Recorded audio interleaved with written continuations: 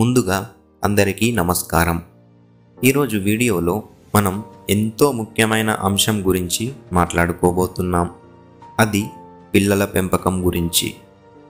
ప్రతి తల్లిదండ్రులకు, ఉపాధ్యాయులకు వారి జీవితంలో పిల్లల పెంపకం ఒక సవాలుగా మారిపోయింది. సమాజం మారుతున్న క్రమంలో పిల్లల మనస్తత్వాలు కూడా మారుతున్నాయి. అలాంటి పరిస్థితుల్లో వారిని ఎలా సమర్థవంతంగా తీర్చిదిద్దాలి అనేది ఎప్పుడూ ప్రశ్నగానే ఉంటుంది. అయితే ఈరోజు వీడియోలో పిల్లలను ఎలా పెంచాలి అనే మీ ప్రశ్నకు సమాధానం ఖచ్చితంగా దొరుకుతుంది. వీడియోలోకి వెళ్ళే ముందు మీరు కనుక మన ఛానల్ని కొత్తగా చూస్తున్నట్లయితే ఈ వీడియోకి లైక్ చేసి మరిన్ని మోటివేషనల్ వీడియోల కోసం నిజం తెలుసుకో ఛానల్ని సబ్స్క్రైబ్ చేసుకోండి. పిల్లలకు ప్రేమ చాలా అవసరం. ప్రేమ అనేది కేవలం తీయని మాటల ద్వారా కాదు, వారిని అర్థం చేసుకోవడం ద్వారా, వారికి తోడు నిలవడం ద్వారా, వారి ఆలోచనలకు విలువ ఇవ్వడం ద్వారా చూపించాలి. పిల్లలు ఏదైనా తెలిసి తెలియక తప్పులు చేసినప్పుడు వారిని దండించడంలో కాకుండా ప్రేమతో సరిదిద్దడంలో ఎక్కువ శ్రద్ధ చూపించాలి.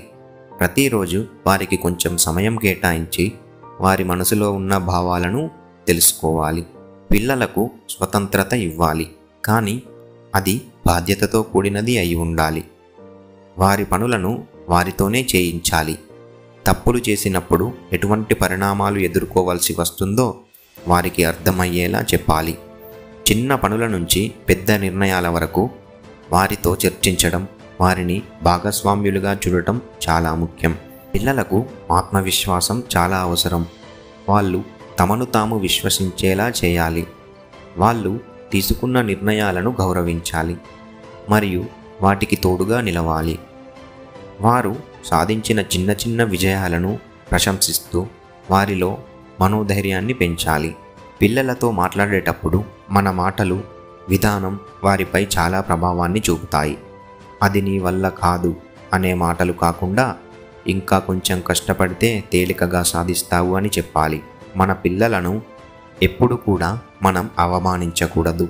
కేవలం వారితో చర్చించి వారి అభిప్రాయాలను మాత్రమే తెలుసుకోవాలి. పిల్లలను సవాళ్లను స్వీకరించే విధంగా ప్రోత్సహించాలి. ఎందుకంటే భవిష్యత్తులో ఎదురయ్యే సవాళ్లను స్వీకరించకపోతే వాళ్ళు ముందుకు వెళ్ళడం చాలా కష్టమవుతుంది. ఆటల్లో, చదువుల్లో, జీవితంలో ఎదురయ్యే ప్రతి సమస్యను వాళ్ళే పరిష్కరించేలా ప్రోత్సహించాలి. ఆ సవాళ్లను పరిష్కరించడంలో చేసే ప్రయత్నాలను మనం అభినందించాలి మరియు ఫలితాలపై కాకుండా శ్రమపై దృష్టి పెట్టాలి.